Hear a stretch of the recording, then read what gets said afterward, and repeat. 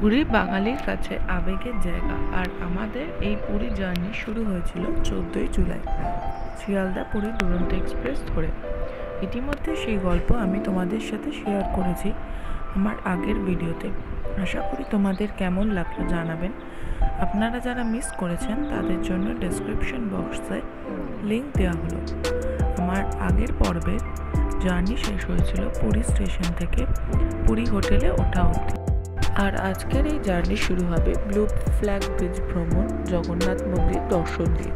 চলুন তবে শুরু করা যাক। এই হোটেলের সব থেকে পজিটিভ পার্ট হলো এখানকার রুমগুলো থেকেও সমুদ্র দেখা যায়। আগের ভিডিওতে আমি বলেছিলাম পুরীতে প্রথম যেদিন এসেছিলাম সেদিন ওয়েদারটা খুব খারাপ ছিল, তাই ভালো করে পুরী বিচের পরিবেশটা চারপাশটা দেখিয়ে উঠতে পারিনি।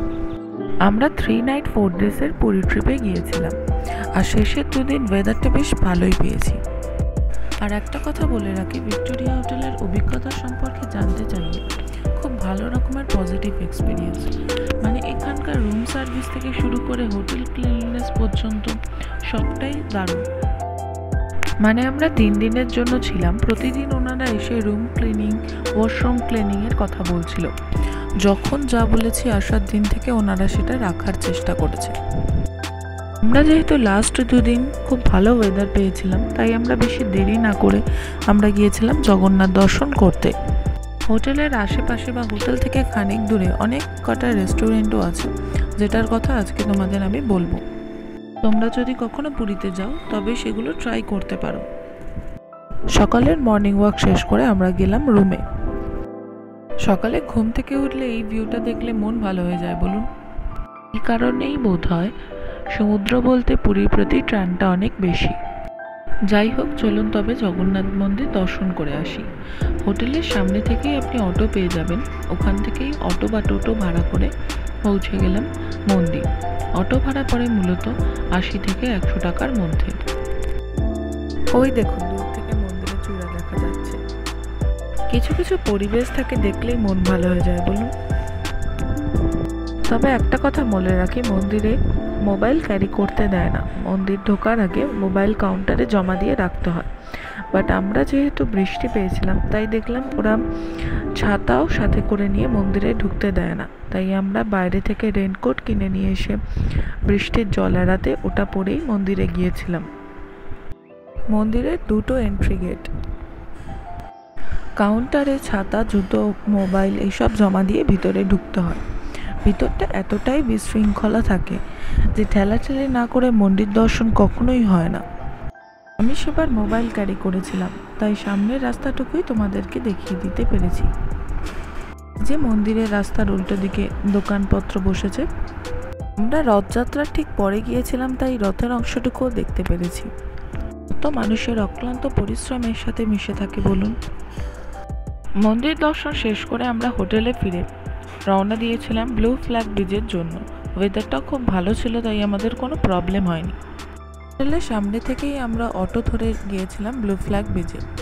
এই ব্লু ফ্ল্যাগ ব্রিজে যাওয়ার জন্য অটো ভাড়া লাগে 80 থেকে 100 টাকা মতো। এই সি বিচটা গোল্ডেন বিচ নামে পরিচিত। এটি সব থেকে ক্লিনেস্ট বিচ হিসেবে ধরা হয় পুরী। যারা নিরিবিলি শান্ত পরিবেশে সি বিচের সাইডে বসে রাখতে চান, তাদের জন্য এই বিচটা একদমই পারফেক্ট।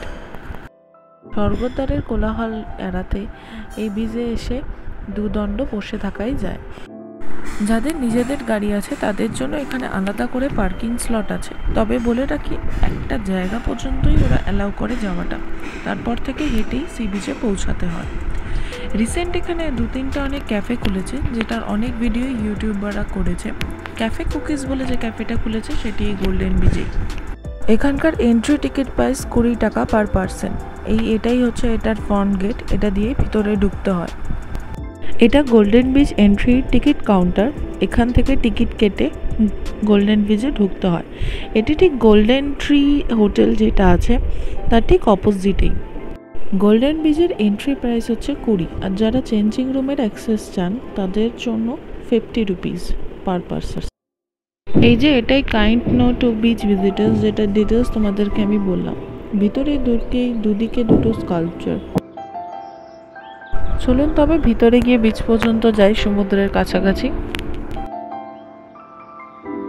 স্বর্গদ্বারের বীজটা যতটাই কোলাহলপূর্ণ, এই বীজটা ততটাই নিরিবিলি।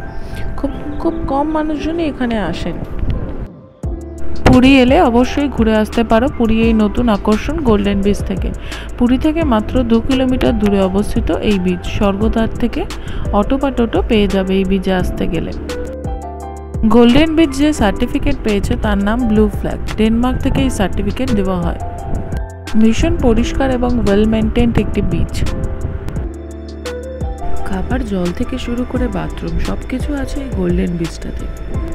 বেতের ছাউনিতে ঘেরা বসার জায়গা আছে, যেখানে বসে সমুদ্র উপভোগ করা যাবে। এই বিচ সম্পূর্ণ প্লাস্টিক বর্জিত।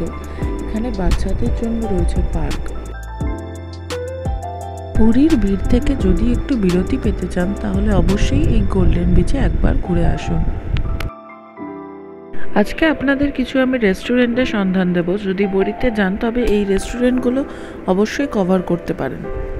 প্রথমেই যে রেস্টুরেন্টের কথাটা বলবো তার নাম হচ্ছে চুং ওয়াও রেস্টুরেন্ট। পুরীর ভিআইপি রোডের ওপরেই এই চুং ওয়াও রেস্টুরেন্ট। অনবদ্য খাবার এবং অনবদ্য পরিবেশ। আপনারা যারা পুরী আসবেন একবার এখানে খাবার খেতে পারেন। এই রেস্টুরেন্টে বেসিক্যালি চাইনিজ ফুড সার্ভ করে। এটি উড়িষ্যার ওল্ড চাইনিজ কিউশন রেস্টুরেন্টের মধ্যে পড়ে।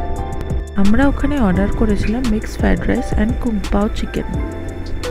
নেক্সট যে রেস্টুরেন্টের কথা বলবো তার নাম হচ্ছে 5 ফোড়ন রেস্টুরেন্ট। সোনালী প্যালেসের ঠিক সামনেই আছে। অথবা বোঝার সুবিধার জন্য বলি, পুরী হোটেলের ঠিক পাশেই হচ্ছে গোপাল বল্লভ রোড। ওই রোডের ওপরেই এই রেস্টুরেন্ট।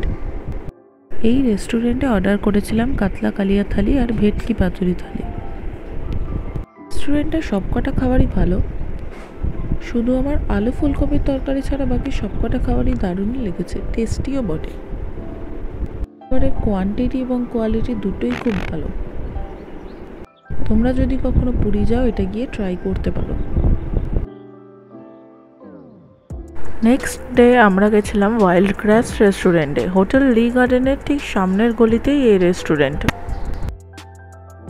এটাই হচ্ছে রেস্টুরেন্টের এন্ট্রি গেট। এই রেস্টুরেন্টের মধ্যে নিজস্ব একটা ক্যাফেটেরিয়াও আছে, আর একটু কিছু দূর এগোলেই এদের নিজস্ব একটা হোমস্টেও আছে।